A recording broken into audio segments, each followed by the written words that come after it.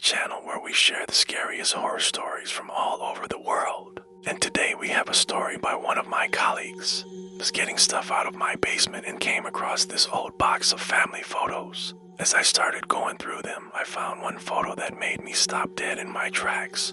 It wasn't particularly clear or detailed because it was so old and the print quality wasn't great, but I could make out the girls in front of my house when they were younger. My sister and I had no idea what she was talking about. "Who's that?"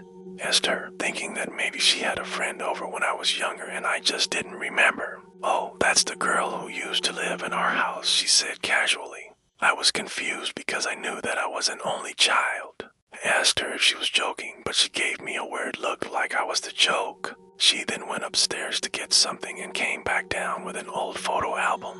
She flipped through it and showed me another picture of the same girl. It was clear at this point that this girl had lived with us at some point, because there was a family photo of the three of us, our parents. My sister and I were standing in front of our house and the other girl was standing next to me. But that still didn't answer the question of who she was or how we were related. "Do you not remember her? The neighbor said that you always played together," my sister said. "I don't remember anything about any of this," I replied. And to be honest, it scared me a little bit. I knew that I had a gap in my memory. I'd been adopted as a baby and my biological parents were unknown. But even after all these years, I never got over the fact that I couldn't remember a single thing about them. Not my face, not their faces, nothing. But now it seemed like there was more to it than just a simple case of being adopted. I didn't know whether to be worried or excited. Was there someone out there who looked after me before my parents took me in? Was there a reason why I was given up for adoption? So many questions flooded my mind. I thanked my sister for the photos and went back to what I was doing in the basement. The next day, I was determined to get answers. Went online to see if I could find my parents' home address, called them and introduced myself. I told them about the photos and asked them if they knew anything about another girl who used to live with us. "What are you talking about? You were an only child. There was no one else here," my dad said. I tried to stay calm and I asked if I could come over so we could talk in person. But my dad refused. He told me to forget about it and hung up. I tried calling back several times, but the call went straight to voicemail. I felt lost and confused. How could my own parents not remember having another child? What was going on? This mystery only made me more determined to find the truth. So I did what anyone would do in my situation and put the question out into the universe, via social media. Within hours, I had responses from people I didn't know and it overwhelmed me. But then I saw one message that stood out among the rest. It was from a woman named Sarah. She claimed that she used to live with us and that she knew my parents well. I responded immediately and arranged to meet her for coffee the following week. When we met, she was older than I expected. She was in her early 60s and had a kind face with wrinkles around her eyes that made her look very wise. We talked for hours as we sipped our coffee. She told me everything. Her real name wasn't Sarah, but Susan. She was our foster child, but she had no idea why she was taken away from her birth mother. All she remembered was that her birth mother was very young when she was born and that she had brown hair and eyes. And as we talked, it became clear that the girl in the photo was Susan.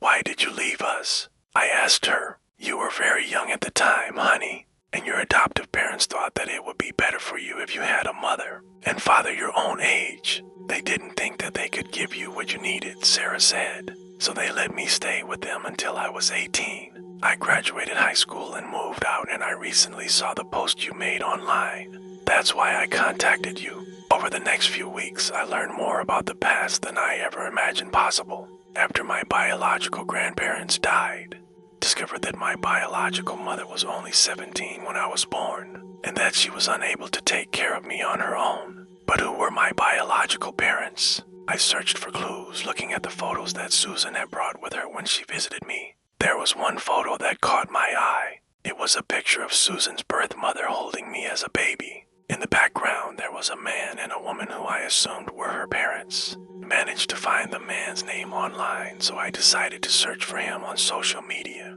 It turned out he had a Facebook page and I could see pictures of him with his wife and daughter. His wife was the woman in the picture from the basement. But who was that other girl? I decided to ask Susan directly. I called her, but it went straight to voicemail. I left a message asking her, but I never got a reply. I tried again a few days later, but the call went straight to voicemail. Now, I was starting to feel really scared. Why wouldn't she talk to me? Was she hiding something? Had she been lying to me all along? I didn't know what to do. I tried contacting her through mutual friends, but they all said that she had moved away without telling anyone. And to top it off, her phone number had been disconnected. I felt helpless. I had so many questions and no one to answer them. One night, as I was going through my sister's old photo albums, I came across a picture of me and Susan when we were kids. Something was off about the photo. It looked like it had been taken recently. I took a closer look and noticed that the photo had been edited. I zoomed in on the girl next to me and realized that it wasn't Susan at all. It was a complete stranger. I immediately called the police and told them about everything. They took my story seriously and began investigating. Meanwhile, I couldn't sleep or eat. I was too worried about what they might find. Had Susan been kidnapped all along? Why had they used my face in the photo? What were they planning to do with me? One day, the police came to my house to tell me that they had found Susan. They had tracked her down to a small town far away. They had gone there to question her, but she had run away again. They didn't know where she was, but they promised me that they wouldn't stop looking for her. As the months passed, I lost hope. I thought that I would never see Susan again. Then one day, I received a message on social media. It was from an account I didn't recognize. The message read, "Meet me at the old house. I'm waiting for you." I was shocked. Someone was messing with me. I replied, "Who is this?" But the person didn't respond.